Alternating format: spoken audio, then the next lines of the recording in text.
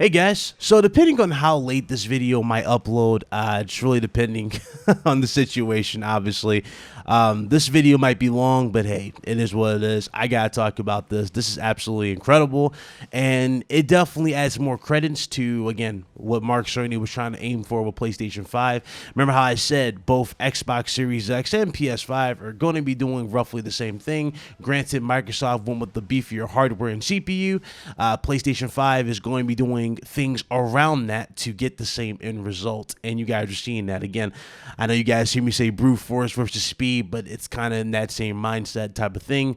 But now we got more context to this. Now listen to this. Now Sony has obviously went through a lot of patents. You already know, before we even got into the hardware design of PlayStation 5, I have covered a lot of patents on this channel, some of which were confirmed to be inside the PlayStation 5, like the liquid metal cooling, which you guys saw in the actual breakdown or teardown of the PlayStation 5, which looks absolutely awesome.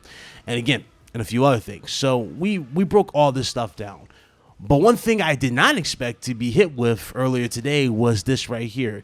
It turns out that Mark Cerny has some patents going around for a lot of stuff that he was trying to incorporate in PS5. Now, granted, this stuff is more likely in PS5, but we just now finding out about it. And he has found alternatives to a lot of situations, and even created his own iterations of certain features that would be present in Xbox Series X that you might not have heard about being in PS5, if you get what I'm saying here.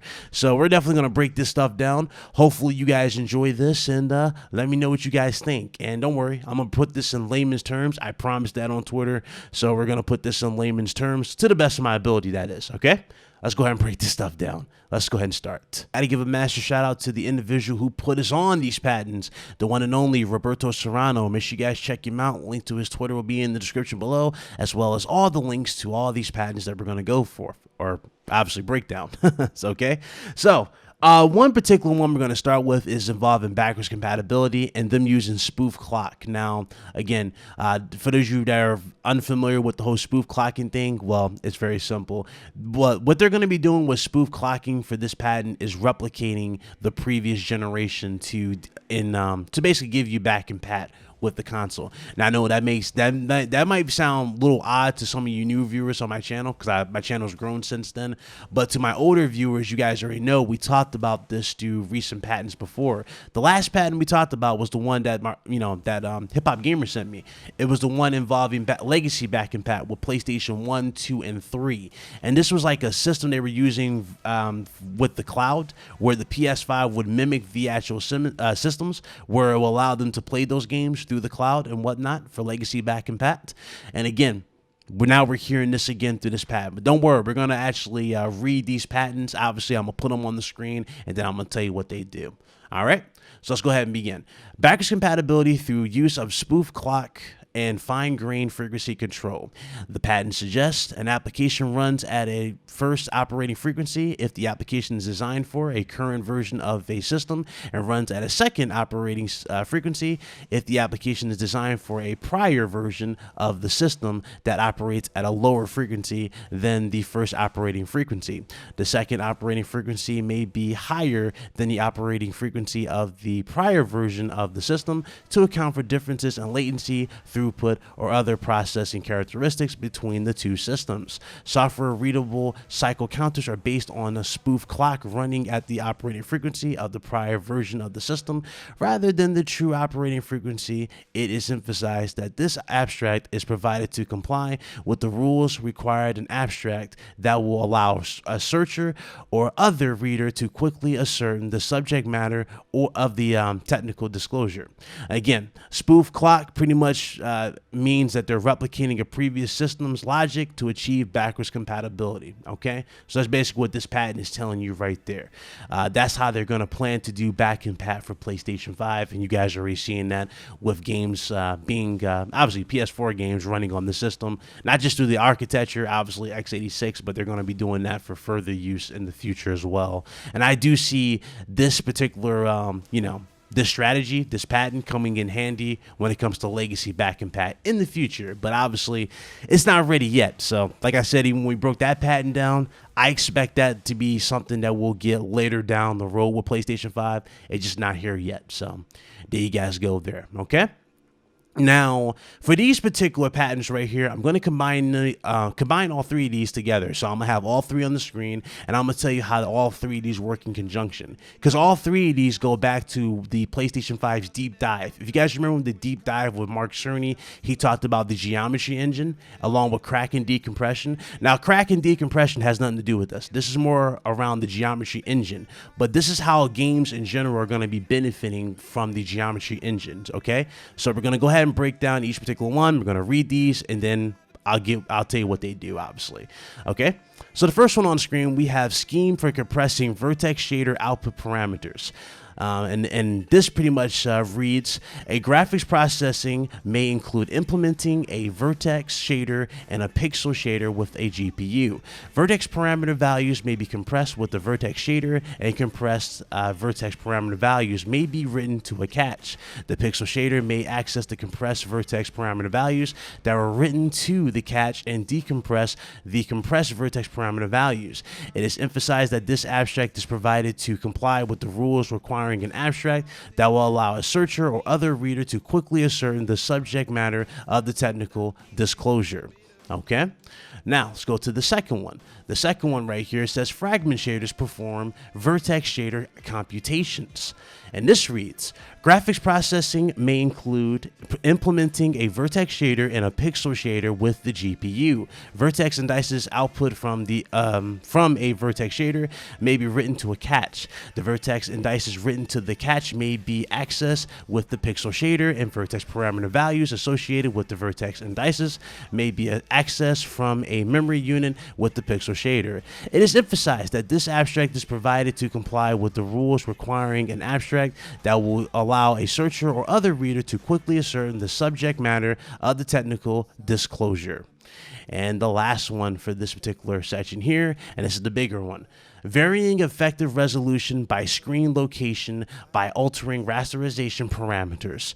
And this reads, in graphics processing, data is received representing one or more vertices for a scene in a virtual space. Primitive assembly is performed on the vertices to compute projections of the vertices from virtual space onto a viewport of the screen in a screen space of a display.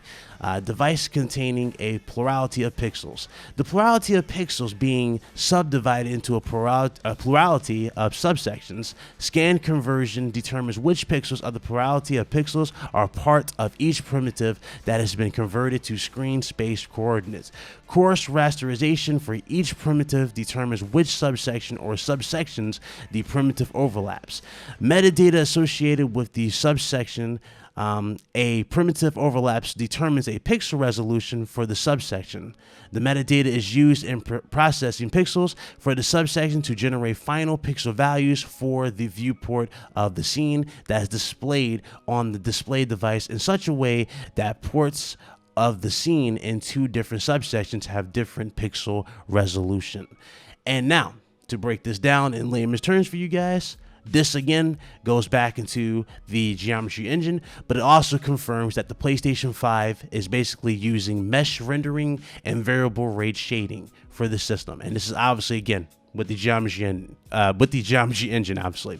And what this basically means to layman's terms, again, it effectively varies the detail of the objects in virtual space and will procedurally generate high quality textures with objects closest to the game's camera. So the more you move your camera, the more obviously, detail stuff will look. But obviously, again, this, if you guys want like a small kind of glimpse to this, look at PlayStation 3's version of The Last of Us in general, right? You guys remember when you move the camera around, you get that screen blur to hide a few things as the game loads in. Now, granted, PlayStation 5 uses SSDs, and obviously assets load super fast. So we don't have this issue at all. But obviously, again, details in general will be much more higher in general when you get even closer to them. And that's basically what they're saying here, as things will look even better, okay? Now, obviously, another cool thing about the geometry engine is that it offers highly more performance than the, just variable rate shading and mesh rendering. So it's really cool. And what's cool about it as well is that it will make sure that devs get the prettiest level of assets on screen when viewed up close by the player at any given time without plumbing frame rates on a moment-to-moment basis. So basically, to make a long story short, to all you guys that constantly argue about this one particular thing, shout out to Craig Harris, my homie Craig Harris, but yes, this confirms that the PlayStation 5 will indeed use custom RDNA 2.